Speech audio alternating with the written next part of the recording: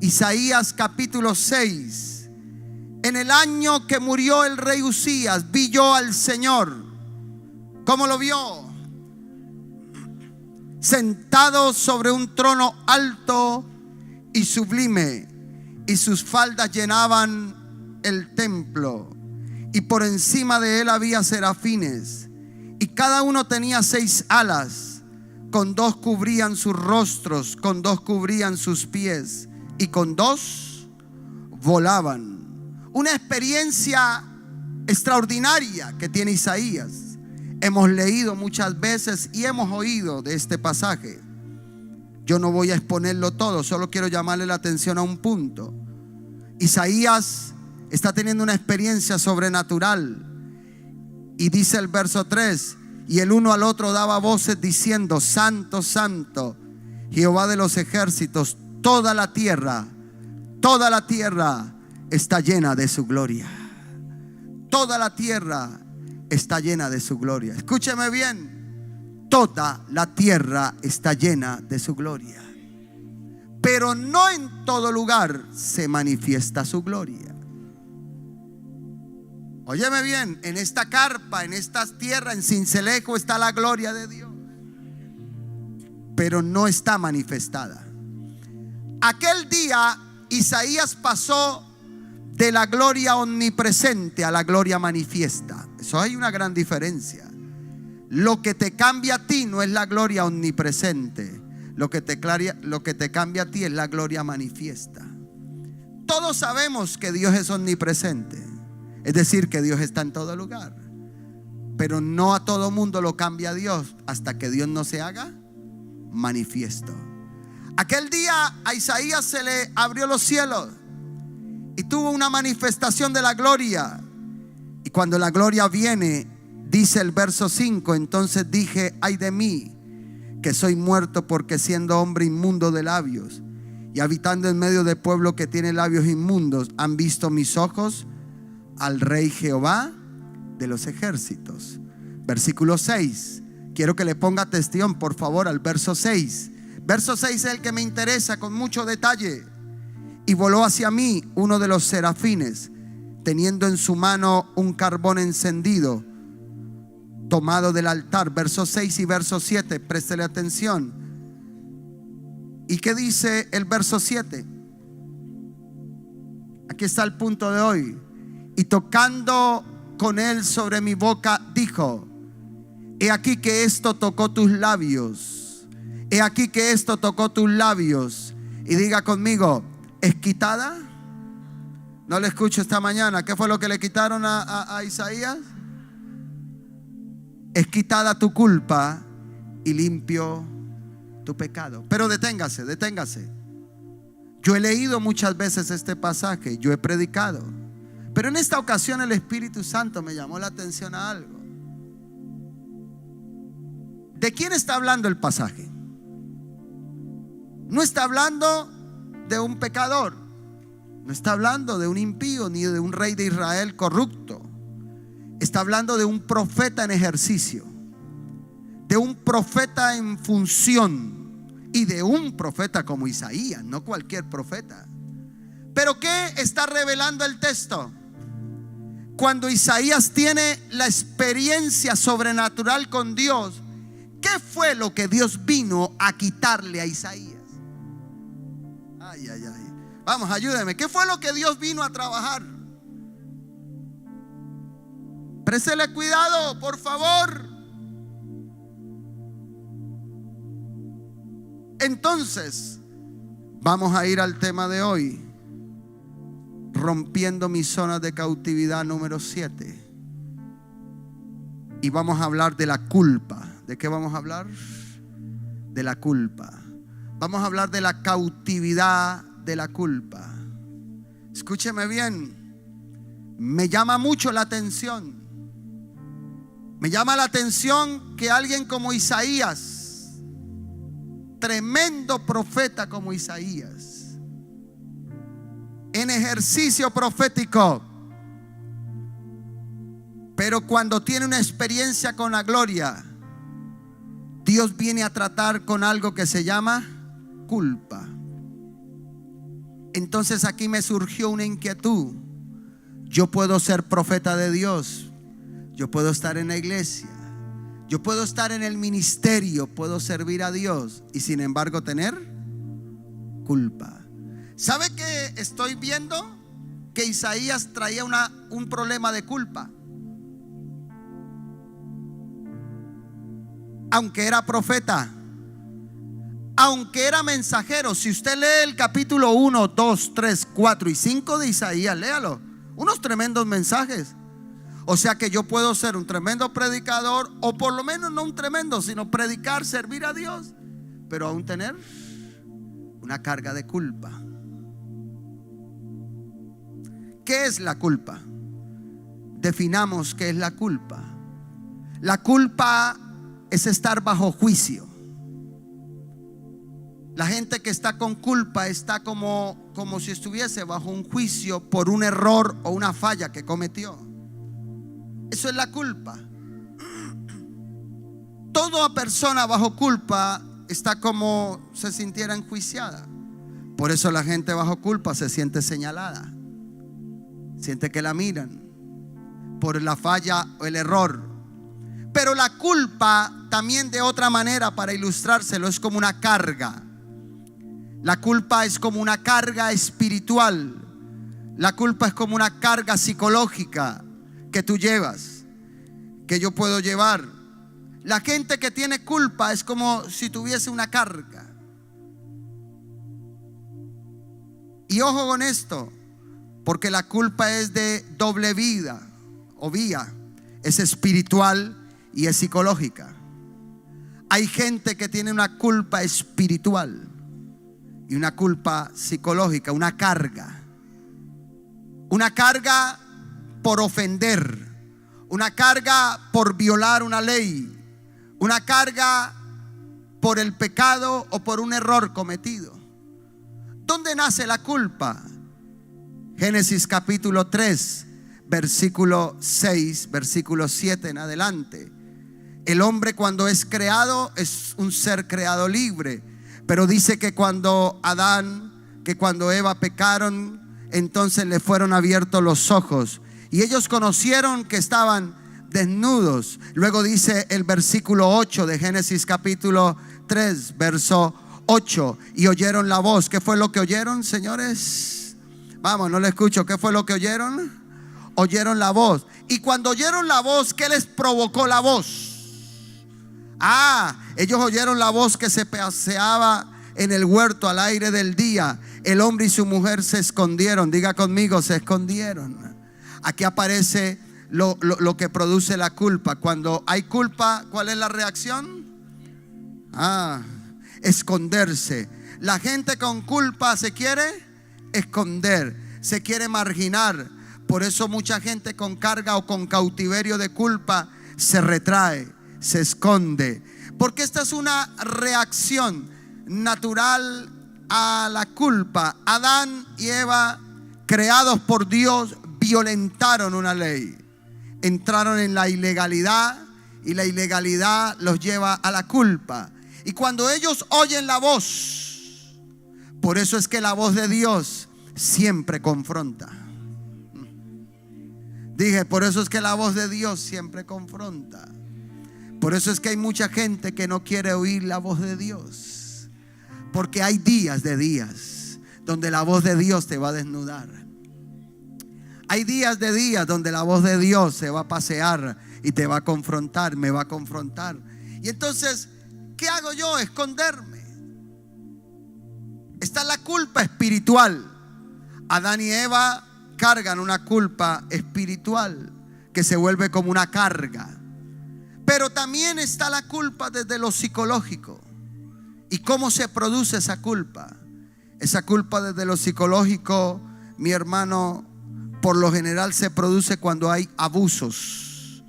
Cuando hay abusos emocionales, abusos verbales o abusos físicos sobre las personas, o cuando tú cometes errores que violentan tu moral. Se lo explico mejor.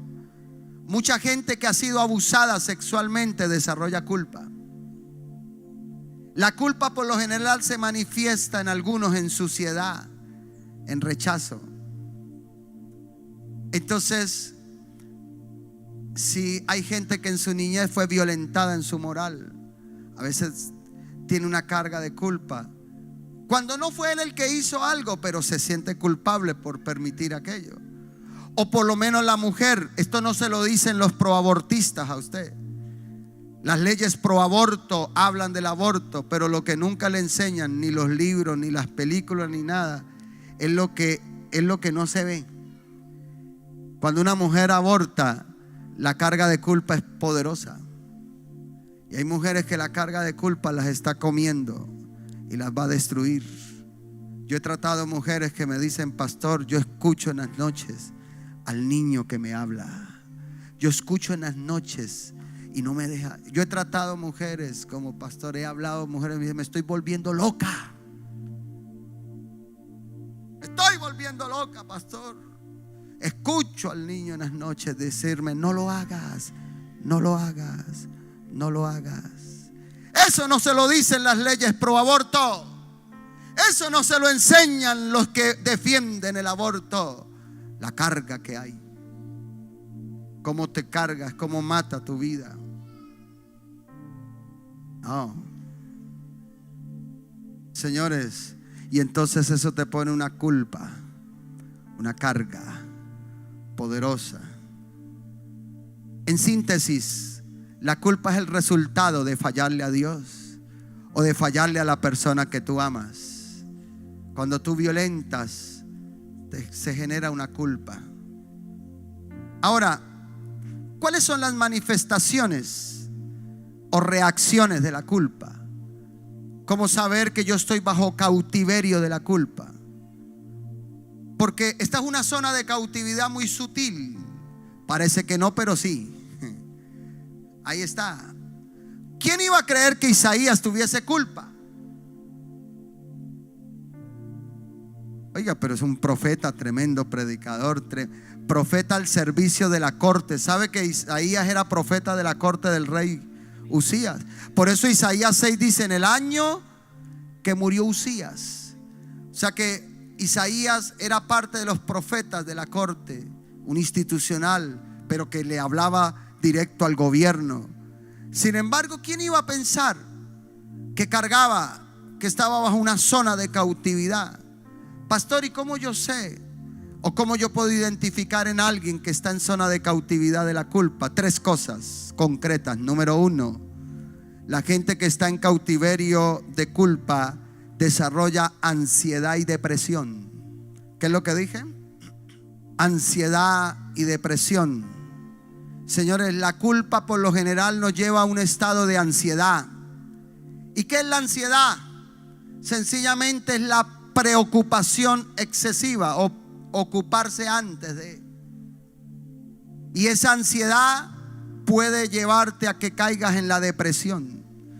Muchos cuadros depresivos son parte de una culpa que no logras solucionar y que no ha sido fácil. Porque a veces usted tiene alrededor gente que en vez de ayudarle a solucionar, por el contrario, más te acentúan en la culpa. Te señalan los errores, las fallas. Cuando hay culpa, mire cómo se describió el salmista. Salmo 119, verso 28. Qué tremendo esta descripción, me pareció impresionante. Cuando usted está gobernado por la ansiedad, mire lo que dice el salmista. Salmo 119, 28. Vamos, léalo conmigo, léalo conmigo. Se deshace. Vamos, diga conmigo. Se deshace mi alma. ¿Sé qué? Oiga, mire lo que está diciendo el salmista. Se deshace mi alma ¿de qué? O sea, se me cae a pedazos. Mi alma se me cae a pedazos. Oiga, como que se me vuelve algo deshecho mi alma de ansiedad. Pero Señor, susténtame según tu palabra. O sea que el salmista estaba viviendo un cuadro de ansiedad, de culpa fuerte, y su alma se deshace. Número 2, la segunda manifestación, y póngale cuidado a esto, En segundo lugar, condenación exagerada. Por lo general, la gente que está cautiva de la culpa desarrolla algo que se llama condenación exagerada. Ojo con esto. Cuando yo estoy gobernado por la culpa, entonces voy a desarrollar un espíritu condenatorio terrible. Se lo explico, y se lo explico de mejor manera bíblicamente.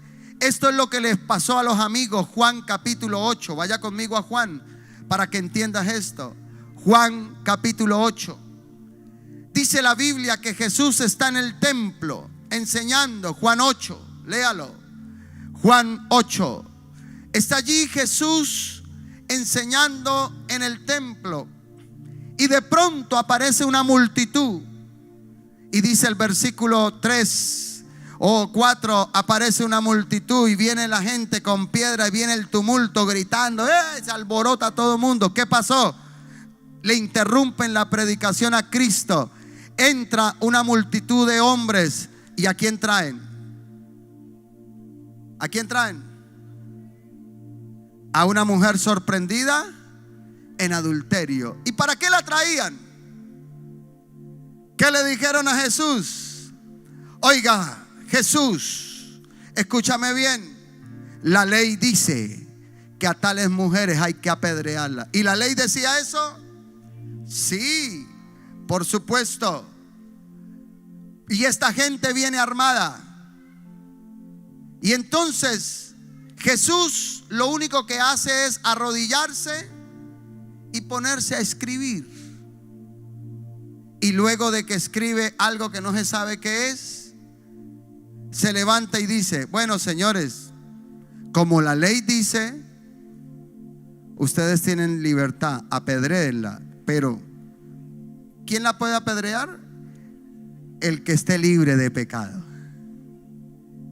El que esté libre de pecado, agárrela y la pídela. ¿Y qué dice la Biblia? Versículo 9. Mire lo que está acá, léalo conmigo. Pero ellos, al oír esto, atención con esto, acusados ¿por qué? No le escucho. ¿Acusados por qué? Déjeme decirle algo acá que es importante. ¿Dónde reside la culpa? En la conciencia. Entonces, cuando estamos hablando de un cautiverio de la culpa, estamos hablando de un cautiverio de la conciencia. Señores, la gente que está cautiva por la culpa tiene cautiva su conciencia. Y entonces, cuando usted tiene cautiva la conciencia, desarrolla algo que se llama condenación. Estos amigos querían apedrear a esa mujer, no porque quisieran cumplir la ley. ¿Por qué dice que acusados por su conciencia? Señores y señoras, lo más probable es que alguno de esos amigos había tenido una visitica. Y entonces la ley dice, porque es que a uno le gusta aplicar la palabra, a todos nos gusta aplicar la Biblia para nosotros, pero no, o para otros, perdón, pero no para nosotros. Porque resulta que la misma ley que dice que a la mujer se apedrearía, la misma ley decía que al hombre que fuese sorprendido también se apedrearía. Y ahí sí ninguno dijo nada.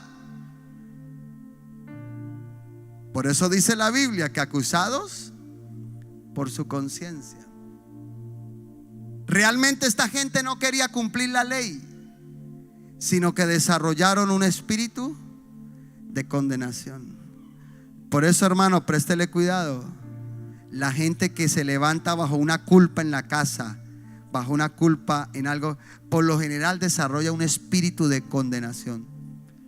Es esa gente que todo lo ve malo, que son implacables y dicen: es que yo soy así, pastor, yo soy, mire, a mí me enseñaron, puro cuento. Usted no es que sea así, sino que carga una culpa por dentro. Y por eso es así. Y a veces se vuelve duro. A veces usted lo único que carga es piedras en la mano. Ay, ay, ay. ¿Me está escuchando, mi hermano amado? ¿Alguien acá? Pero usted lo camufla. Lo camufla con su pastor, es que yo soy.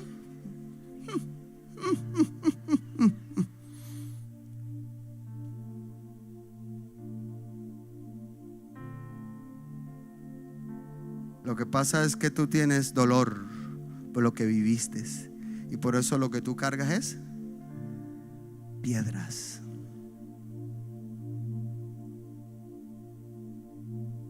Por ejemplo, hay hombres en la casa que con sus hijos, su esposa han sido violentos.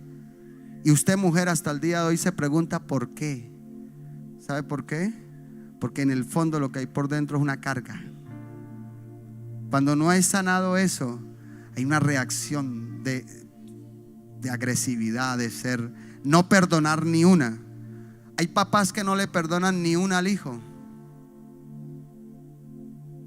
porque muy probable lo que ellos están desbocando es una culpa que tienen por algo que le hicieron o él hizo. En la iglesia muchas veces la religión es el mejor disfraz. La religión es el mejor vestido para camuflar nuestras culpas, porque la camuflamos detrás de la Biblia. La ley dice que había que apedrearlas, pero estos hombres no estaban teniendo en cuenta el contexto. Ahora yo me pregunto, ¿cómo yo hago para sorprender a una mujer en adulterio?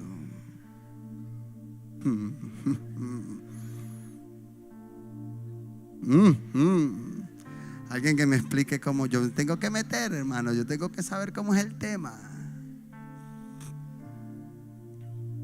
Acusados por su conciencia, salían uno a uno, comenzando desde los más viejos hasta los postreros, y quedó solo Jesús y la mujer que estaba en medio. Señores, el espíritu condenatorio es peligroso, porque muchas veces, repito, no siempre, pero gran parte es resultado de una culpa, de un cautiverio de la conciencia. Y en tercer lugar, la tercera manifestación de cautiverio de la culpa es lo que se llama la compensación. Compensación. ¿Qué significa compensar? Señores, significa empatar. Hay gente que quiere simplemente empatar las embarradas que hace. Hay gente que quiere compensar con buenas obras su culpa. Hay gente que quiere aliviar la carga de la culpa con buenas obras. Se lo explico. Si usted es un hombre o una mujer violenta en su casa con sus hijos, ¿qué hace un papá violento con sus hijos? ¿Cómo compensa? Les compra cosas. Cualquier cosa que le pide el hijo, le da, tome, porque está compensando. O un papá ausente que nunca estuvo con ese hijo, ¿cómo compensa? Todo lo que el hijo le pida, y él cree que está haciendo bien, pero lo que usted está haciendo es un error, porque está compensando la ausencia suya.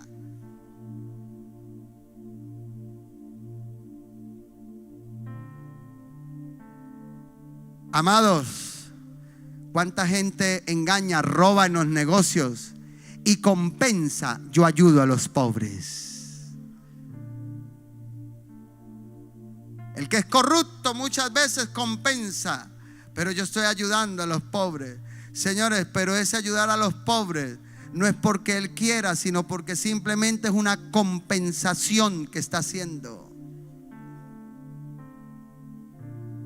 Amados, muchas veces la religión es una compensación y no una transformación. Muchas veces venimos a la iglesia a compensar. Lo único que venimos los domingos es a medio empatar la sinvergüenzura de la semana. Alguien dice amén, vaya, hermana. Usted medio viene a compensar con 2 o 3 cánticos. Viene a compensar con una moqueada, hermano. Viene y medio llora un ratico, medio un diezmo y una ofrenda, y ya usted compensa la sinvergüenzura de la semana. Pero en la semana fue un mentiroso, un tramposo, un engañador, y viene aquí, ay, perdona, pum, ya empató. No. Dios no está buscando que usted compense. Dios quiere que tú cambies de vida, porque Dios lo que está buscando es que tú y yo cambiemos de vida. Alguien alaba a Dios conmigo. Vamos, alguien puede gritar amén a eso. Muchas veces lo que tenemos es compensaciones. Por eso es que el dicho, ¿cómo es que dice el dicho popular? El que reza, el que peca y reza, empata. Eso es un dicho popular, fíjese, eso es compensación. Entonces, y mucha gente viene a la iglesia con eso en la mente. Yo pequé, pero si rezo, empato.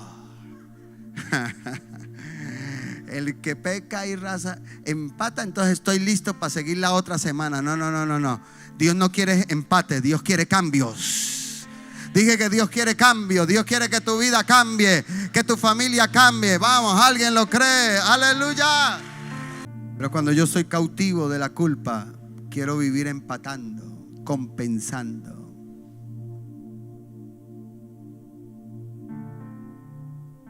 Que lo que tú hagas no sea por compensar, sino que lo que tú hagas sea por cambiar. Pastor, ¿cómo enfrentamos la culpa? ¿Cómo enfrentamos la culpa? Oiga, no hay remedio más poderoso, no hay liberación más gloriosa que el perdón de Dios. Gracias, dije el perdón de Dios. El perdón de Dios nos saca de la cautividad de la culpa. Tú no fuiste hecho para llevar una carga de culpa. Fuimos hechos para la libertad. Pero para que el perdón de Dios sea efectivo debe tener tres elementos conclusivos. Con esto termino. El número 1, el perdón efectivo debe tener una confesión genuina. Confesión genuina. Proverbios 28:13 nos enseña. Es claro, Proverbios 28:13, el que encubre sus pecados, no prosperará. Escúcheme, no prosperará, mas el que los confiesa y se aparta, ¿qué va a alcanzar? Cuando usted y yo los confesamos y nos apartamos, alcanzamos misericordia. Hoy hay misericordia de Dios para tu casa. Hoy hay misericordia de Dios para tu familia. ¿Alguien lo puede creer acá? Bendito sea Dios. En segundo lugar, el perdón efectivo está basado no en lo que tú sientas. Pastor, es que yo no siento el perdón. No. Es que no está basado en lo que tú sientas. Está basado en la fe, en la obra de Cristo Jesús. O sea que para que la culpa se libere, para que el perdón se manifieste, yo tengo que dejar de verme a mí mismo, de ver mi entorno y de ver lo que hice y transportar mi visión y ponerla en la cruz de Cristo. Porque es por fe en lo que Cristo hizo que hay liberación para mi casa. Puede ser que lo que tú hiciste es terrible o lo que te hicieron también, mi hermana, mi hermano. Pero si tú sigues mirando lo que hiciste y lo que te hicieron, vas a seguir preso. Tú tienes que tratar de levantar esa mirada y mirar a Cristo en la cruz, porque lo que Él hizo es suficiente para sacarte de allí. Porque en la cruz hoy Él vino para extender una mano. Una mano de victoria, una mano de libertad. Vamos, apláudale a alguien acá. Bendito sea Dios. Tú necesitas fe en la obra de Jesús en la cruz del Calvario, porque esa fe en la obra de Cristo va a limpiar tu conciencia, va a lavar tu interior, te va a levantar a nuevos niveles de vida. ¿Alguien lo cree acá, mi hermano? Te va a dar una victoria extraordinaria. Por eso es importante que entendamos esta verdad. Pero en tercer lugar, para que el perdón de Dios sea efectivo, necesita una experiencia con el altar de Dios. El perdón de Dios será efectivo si tú y yo tenemos una experiencia con el altar de Dios. Y quiero terminar donde inicié leyendo, porque es sencillo pero contundente. Isaías, el capítulo 6. Y yo quiero que vuelvas conmigo.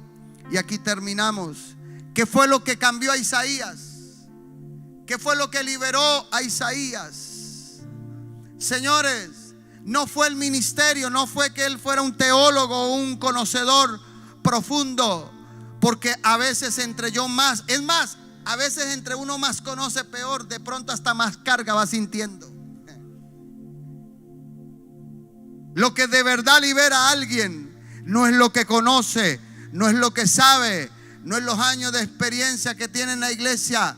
Lo que realmente va a romper el poder de la culpa es que tú tengas una experiencia con el altar de Dios. Porque Isaías, cuando está en aquel encuentro extraordinario, cuando él dice: ay de mí, dice la Biblia que voló, verso 6, uno de los serafines, teniendo en su mano un carbón encendido, tomado del altar.